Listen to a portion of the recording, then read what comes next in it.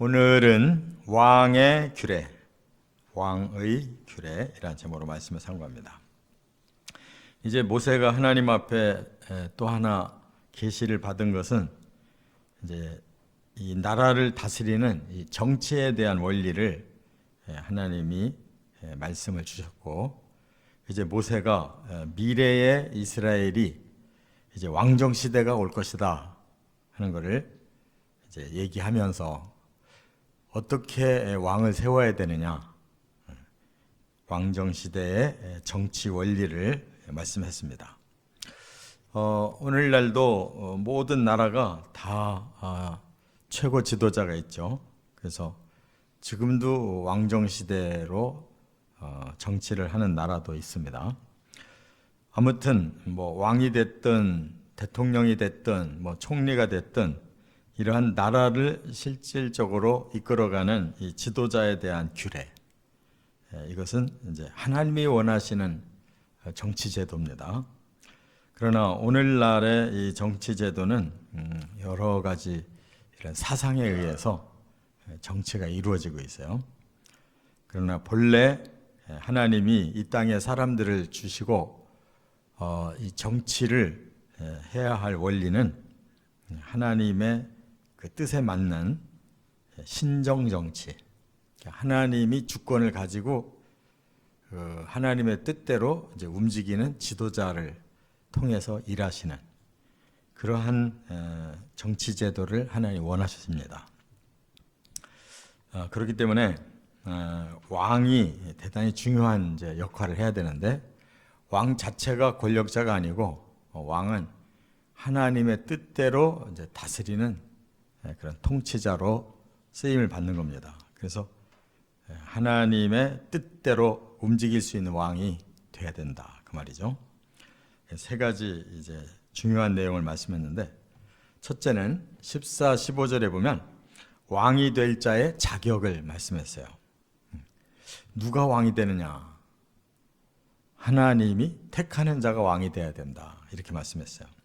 그래서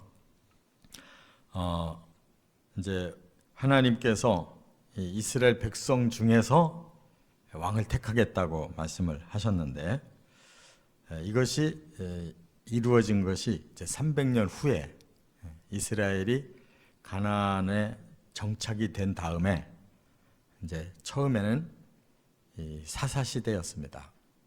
사사라는 것은 문제가 일어나서 이스라엘 민족이 어려움을 당할 때 하나님이 보내시는 이런 지도자가 사사였어요. 근데 왕과 사사는 뭐가 다르냐? 왕은 이제 항상 군림하고 있어요. 근데 사사는 어려울 때만 하나님이 보내셔요. 특별한 사람들을.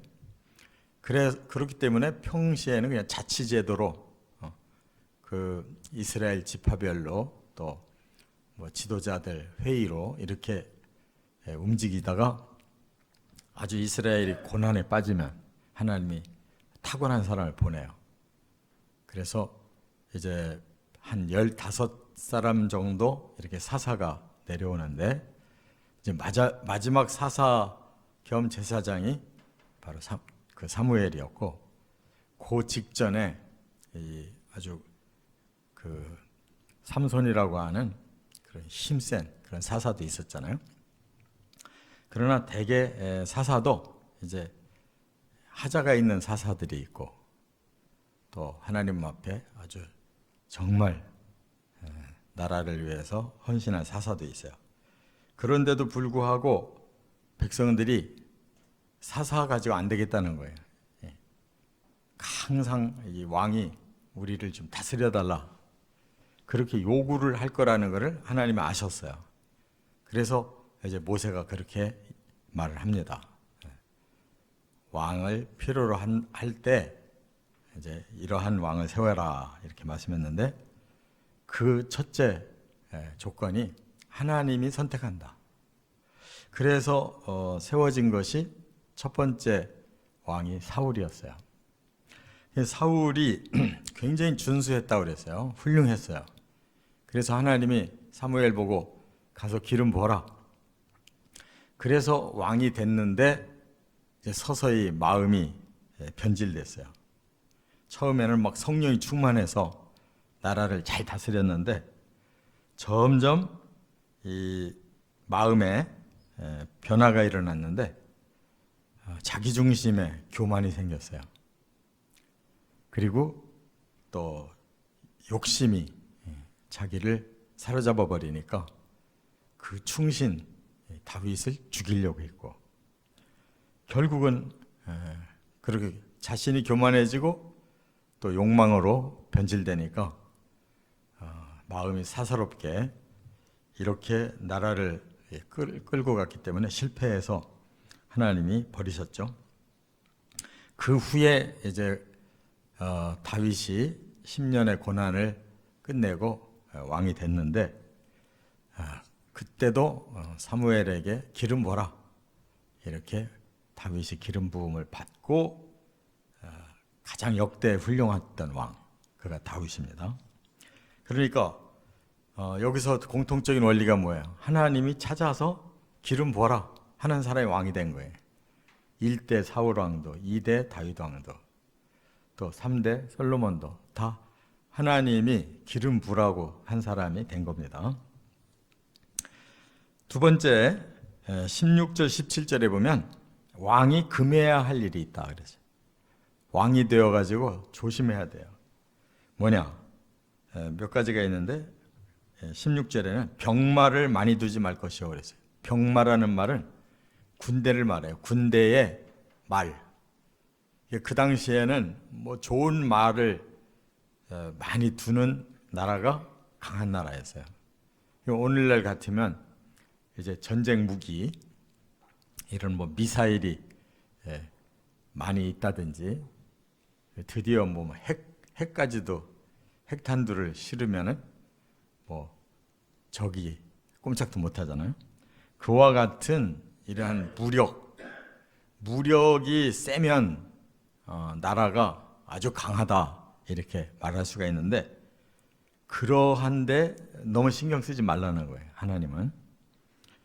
왜냐하면 사람의 힘을 너무 의지하게 되면 반드시 권력에 대한 욕심이 커지는 거거든요. 그래서 뭐 군대 조직을 더 강화하고 무기를 강화하고 막 이런 데에만 자꾸 투입을 하게 되면 백성들이 가난하게 살 수밖에 없잖아요.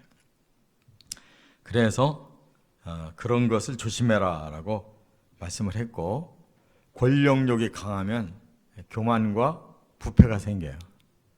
그래서 대개 권력을 강하게 잡은 사람들이 다 독재를 하고 나중에 그냥 스스로들 부패를 해가지고 자멸해 버리잖아요.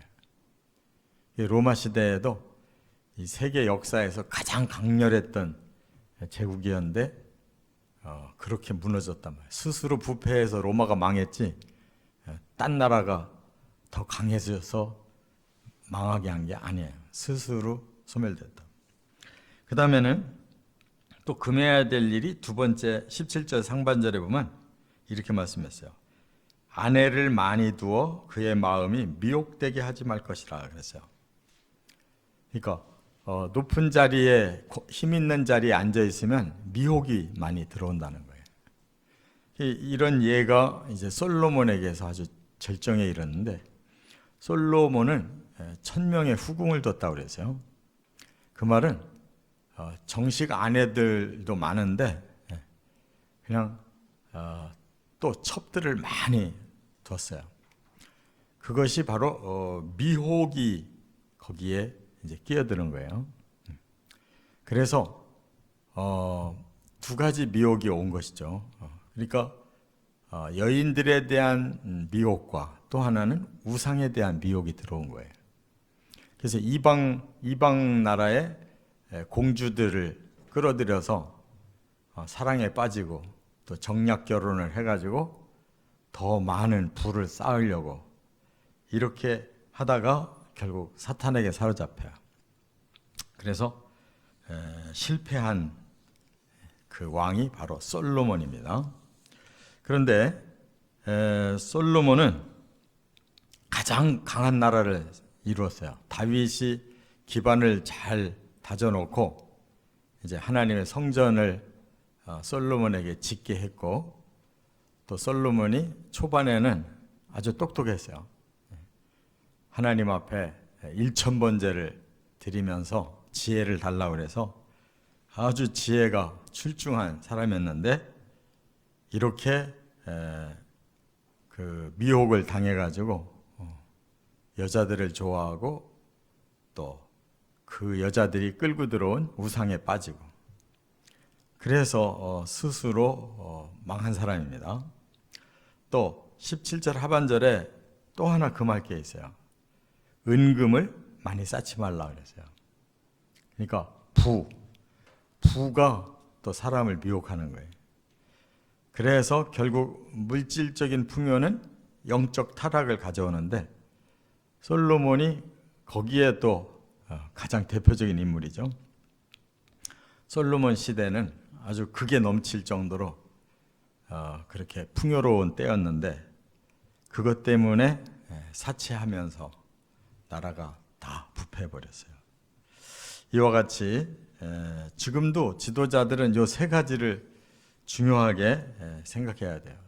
너무 강력한 권력, 또 군대, 그 다음에 또 미혹에 넘어가는 이러한 일, 또 하나는 물질에 넘어가는 일, 이것이 가장 금기사항이라는 거예요.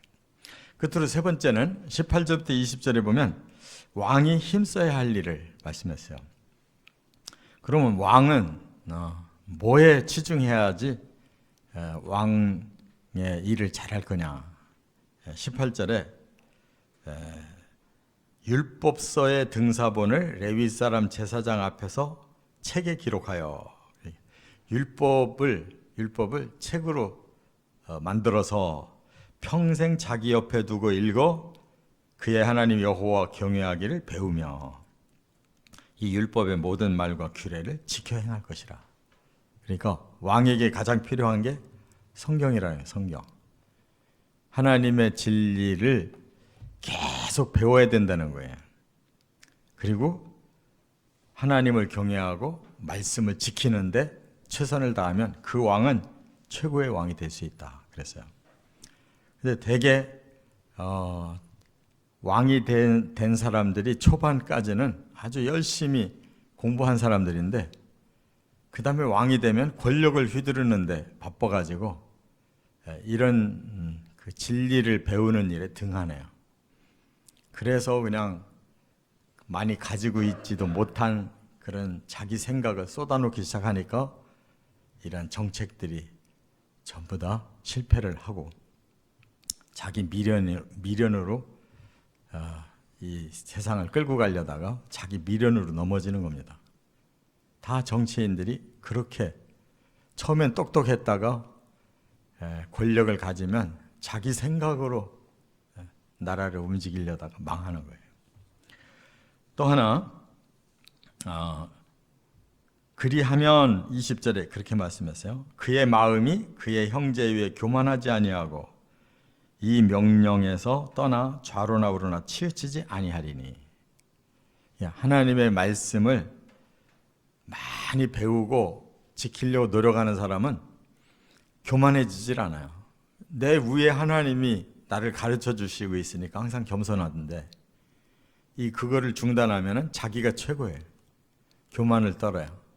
그 다음에 아까 말씀드린 것처럼 자기 미련이 그냥 사람들을 지배하기 시작해요. 명령만 하면 되니까. 그래서 좌로나 우로나 치우친다는 거예요. 미련한 사람은 자기 생각대로 하다 보니까 이랬다 저랬다 생각이 나는 대로 움직여요. 진리는 이랬다 저랬다 하는 게 없어요. 항상 진리는 같아요. 하나님의 뜻은 항상 똑같은 교훈이 있어요. 바로 이것 때문에 망한다 그 말이에요. 그래서 그 두 왕, 다윗 왕과 솔로몬 왕이 이 성경을 남겼잖아요.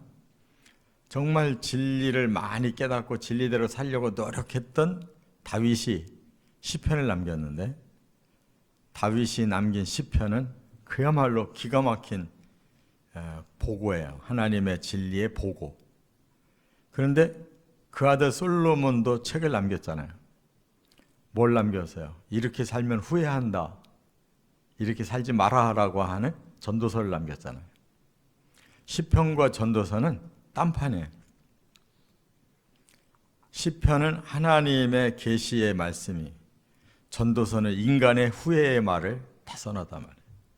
둘 다 교훈은 되지만은 이렇게 왕이 어떻게 살았느냐에 따라서 천지 차이가 난다는 거. 우리는 왕이든 왕이 아닌 평범한 사람이든 간에 왕이 힘써야 될 거라면 우리 모두도 바로 그 방향으로 힘써 살아가며 틀림이 없다는 걸 깨닫고 하나님께 영광 돌리며 겸손하게 순종해 살아가시기를 주의 이름으로 축원합니다.